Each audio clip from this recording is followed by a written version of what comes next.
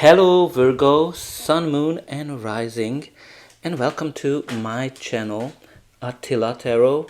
In this video we will look at what kind of energies you can expect in the month of January of 2026 in the areas of love and relationship.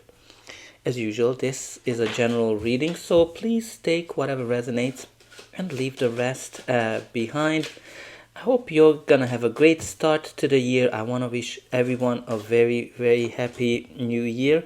I hope all of your wishes and dreams will come true in 2026 and you're gonna have lots of happiness. But also, don't forget to check out your sun, moon, and rising signs so you get the full picture. And I'm also curious to see whether you prefer to see how the cards come out or not. If you could pop it in a comment, I would greatly appreciate it. We only need a few more cards left and we are ready to give you what kind of energies you're able to get in the month of January.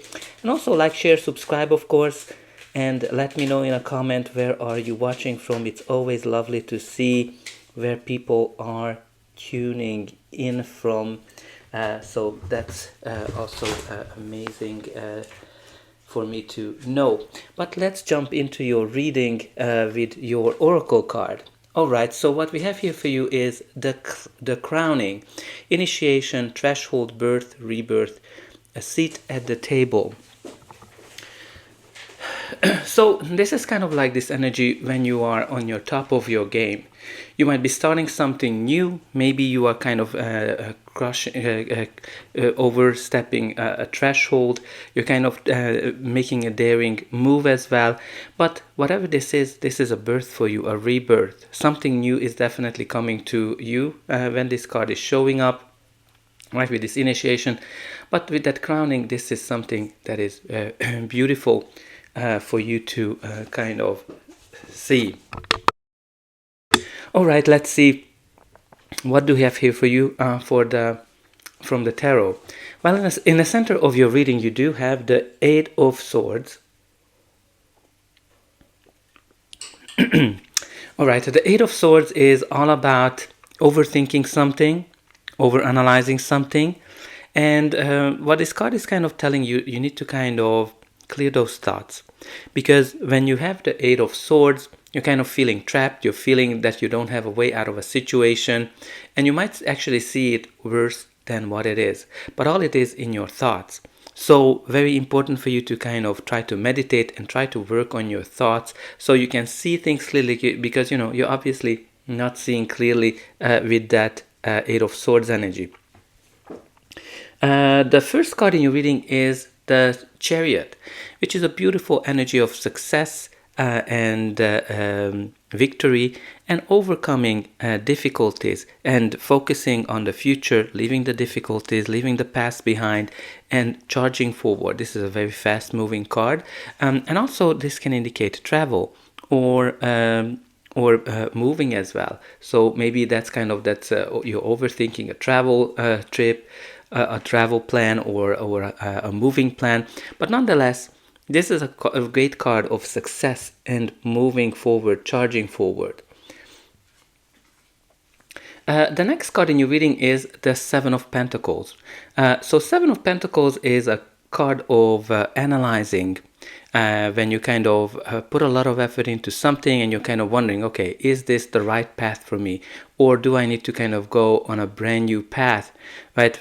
Some of you might be kind of dating for a long time and you haven't found the person that you're looking for. Some of you might be in a relationship and you're kind of wondering, okay, is this relationship going into the direction that I would like to kind of see? Now, with that Seven of Pentacles, again, this is a card that symbolizes that, okay, you need to see what are the results and make a decision based on that. This can also simply indicate waiting, slow-moving energy when something is like, not moving forward as you would like to see it. Can be indicate pregnancy as well. So maybe there's kind of like an unexpected pregnancy that happening. But interesting to see all these sevens as well. I'm curious if there's going to be more. The next card in your reading is the King of Pentacles. So King of Pentacles is a court card, so it can be a person, your energy, or just the general energy of the card. This is someone who is very stable, very grounded, a good father figure, a good provider, and somebody that you can count on, somebody who's loyal, reliable. But also this can be a sign that maybe this is the kind of relationship that's coming towards you, something that's reliable, something that is very stable for you to kind of consider. Okay, your reading continues here with the Judgment. So the Judgment is a card of rebirth, right? So no wonder that you had the crowning as a birth and rebirth, because the Judgment is this phoenix rising from the ashes. This is kind of like when you're kind of realizing something. You realize, okay, what is that you want? What is the kind of relationship you want? Where you want this a certain relationship to go. This is also a card of analyzing and evaluating, like when you're kind of evaluating something. But also this is a card of cause and causation. Very strong karmic card from the point of view that something that you might have done in the past might come back to you in some shape or form. Maybe a decision that you made, maybe a relationship, or you might be meeting with someone. But this is also a card that can be connected to legal processes. If you are going through a divorce, you can expect that everybody is getting whatever they deserve. You also have here the Six of Swords, which is a card of transition, moving. So some of you might be definitely moving with that Six of Swords and with that Chariot card. But also the Six of Swords is all about leaving the challenges, leaving the difficulties behind and arriving to calmer shores. Some of you might have gone through an argument and you're kind of able to put that behind you. Some of you deciding to leave a relationship or a person behind because it's no longer working for you. Now with the Six of Swords, again, you're arriving to calmer shores, but there's some kind of an uncertainty in it because you just don't know where your path is leading you. But you have here two cards that are telling us that you're leaving the difficulties behind. Alright, let's see what's going to be the final outcome of this reading. But before that, please don't forget to like, share and subscribe, and hype if it's available when you're watching the video.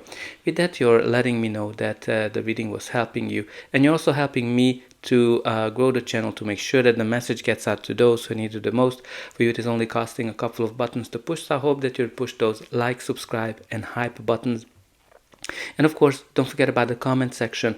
Let me know how this reading is resonating with you, where are you watching from, and put in some positive affirmations. For example, I am successful and victorious. I'm able to leave the difficulties behind, and I see my situation clearly.